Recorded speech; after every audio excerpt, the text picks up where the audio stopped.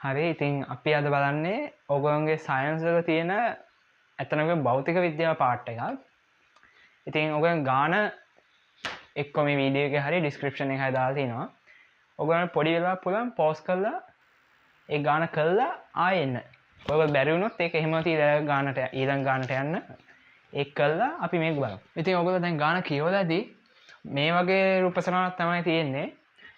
දැන් ගාන කියන විදිහට අපිට දීලා තියෙනවා බර 500යි 500යි කියන්නේ බර වැඩ කරන mg ට අනුව ස්කන්ධය දීලා තියෙනවා 500යි 500 කියන්නේ අපි බර ගත්තොත් ගුරුත්වාකර්ෂණයෙන් වැඩි කරනවා ඒ අනුව අපිට එනවා 5000 කියලා.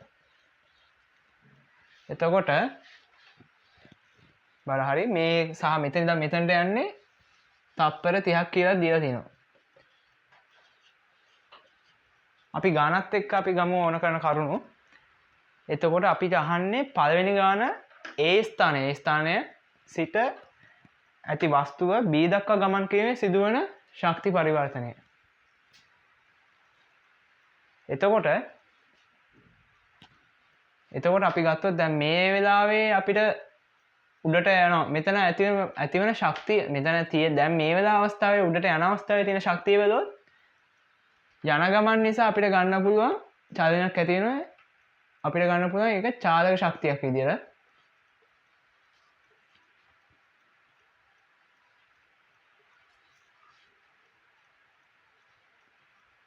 සහ මෙතන තවත් බලයක් ඇති වෙනවා විභව ශක්තියක් ඇතියට.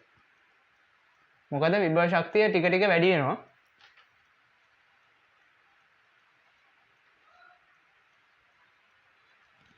සහ අපි දැන් මෙතන අහන්නේ සිදුවන ශක්ති පරිවර්තනය නිසා මෙතනට එද්දී විභව ශක්තිය වැඩි වෙන විභව ශක්තිය වැඩි වෙන නිසා මෙතන චාලක ශක්තිය මෙතන එද්දී සම්පූර්ණ විභව ශක්තිය වෙලා ඉවරයි. B ස්ථානයට එද්දී විභව ශක්තිය වෙලා ඉවරයි. ඒ අනුව අපිට ගන්න පුළුවන් මෙතන චාලක ශක්ති පරිවර්තනය කියලා ගත්තොත් චාලක ශක්තිය තමයි පරිවර්තනය වෙන්නේ විභව ශක්තිය.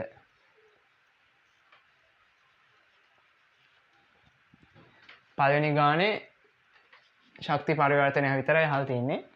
අපි දෙවෙනි ගාන ගත්තොත් කිලෝ 500 වස්තුව B ස්ථානයට ගිය පසු එහි අන්තර්ගත වන ශක්තිය සොයා ගැනීම සඳහා සුදුසු ප්‍රකාශනයක් අපෙන් අහනවා. අපිට සිම්පලි සරලව ගන්න පුළුවන් චාලක ශක්තිය සහ අපේ ශක්ති පරිවර්තන ලිව්වා ශක්ති සංස්ථිතියට අනුව අපි කල්පනා කළොත් මෙතනදී වැඩ කරන්නේ චාලක ශක්තිය තමයි සමාන වෙන්නේ උඩට ගියාම විභව ශක්තියට.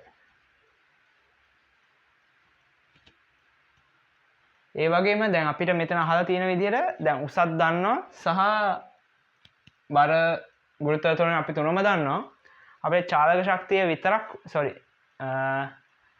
අන්තර්ගත ශක්තිය විදිහට අපිට හොයාගන්න කිව්වොත් අපිට විභව ශක්තිය විතරක් අපිට ගන්න පුළුවන් mgh කියලා.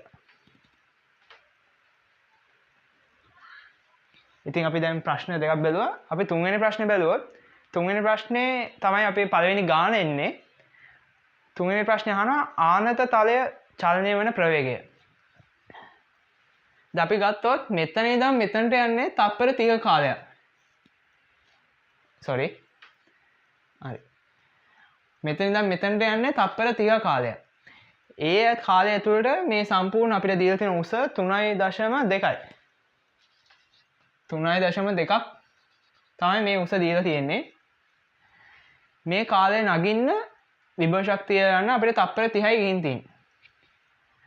අපිට කලින් අපි කතා කළාගේ ශක්ති පරිවර්තනය අපි බැලුවොත් ශක්තිය සංස්ථිතිකයි කියලා අපිට මෙතන ගන්න පුළුවන්. මොකද මේ චාලක ශක්තියෙන්ම තමයි අපිට මෙතන අභ්‍යන්තර ශක්තිය විදිහට විභව ශක්තියක් ඇති වෙන්නේ.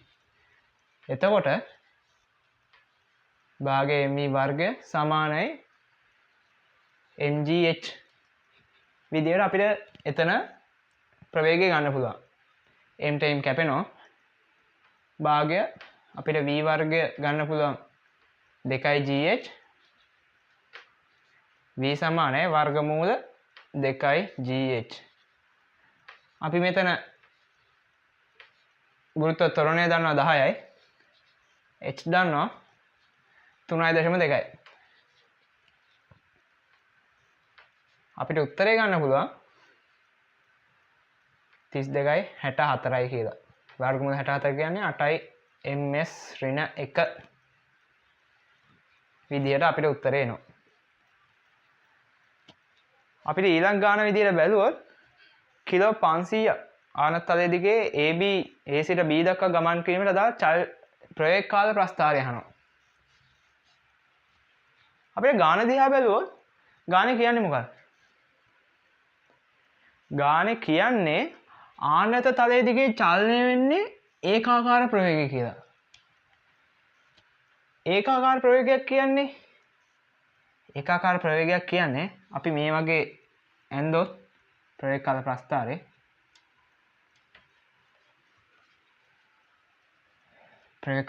ඇන්දොත්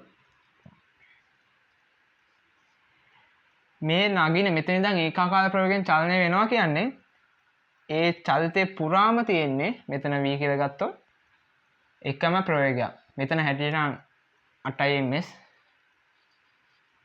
මේ කාලය තුළ ප්‍රවේගය වෙනස් වෙන්නේ නැහැ. මෙතනින් පස්සේ මේ සුමට තලයක්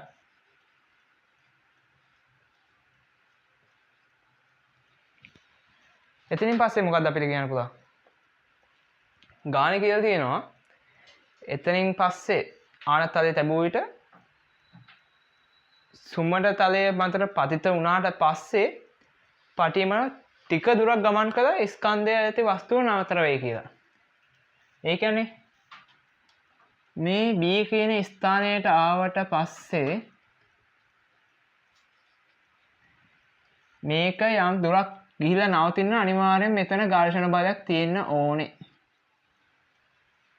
ඝර්ෂණ බලයක් තියෙනවා කියන්නේ අපි ඝර්ෂණ බලය ගත්තේ නැත්තත් මේ දිගට යන්නේ ඝර්ෂණ බලය ගත්තේ නැත්තත් සුමට තලයක් කියලා තියෙනවනේ.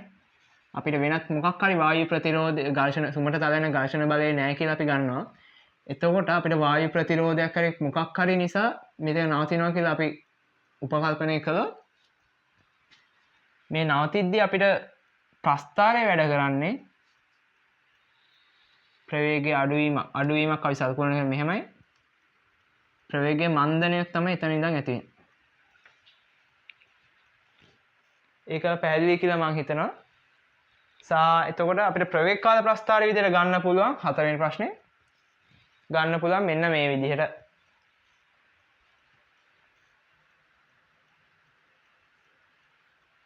ඒ ප්‍රස්ථාරය භාවිතයෙන් ආනත තලයේ දිග. අපි දැන් මෙතන බැලුවොත් මේ වෙද්දි මේ එතනට යනකම් කාලය කීයද? තප්පර 30යි. ටිකට හිතුවොත් ප්‍රවේගය කියන්නේ ප්‍රවේගය හැදෙන්නේ කොහොමද? විස්ථාපනයේ බෙදීම කාලය. විස්ථාපනයේ බෙදීම කාලය කියන්නේ මෙතන හැටියට මෙතන අපිට විස්ථාපනය හොයාගන්න ඕනේ. ඒ කියන්නේ ප්‍රවේගය වැඩි කිරීම කාලය කියන්නේ විස්ථාපනය. ප්‍රවේගය කියන්නේ අපි හොයාගත්තා තප්පරයට මීටර් 8යි. කාලය 30යි. ආනත තලයේ දිග එනවා 240යි මීටර්.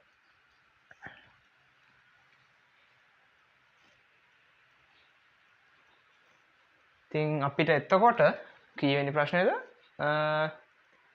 පස්වෙනි ප්‍රශ්නේ. පස්වෙනි ප්‍රශ්නේ උත්තරය වෙන්නේ මම මෙතන ලියනවා 5. අපි 4 අතන මෙතන 4 වෙනි උත්තරේ.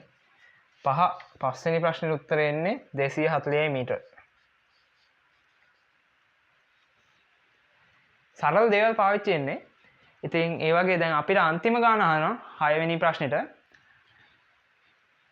B පොළවේදී B තියෙන තැනට ගියාට පස්සේ එතන කිලෝග්‍රෑම් 500 ස්කන්ධය දරන වස්තුවේ ගම්‍යතාවය අහනවා. දැන් ගම්‍යතාවය ගත්තොත්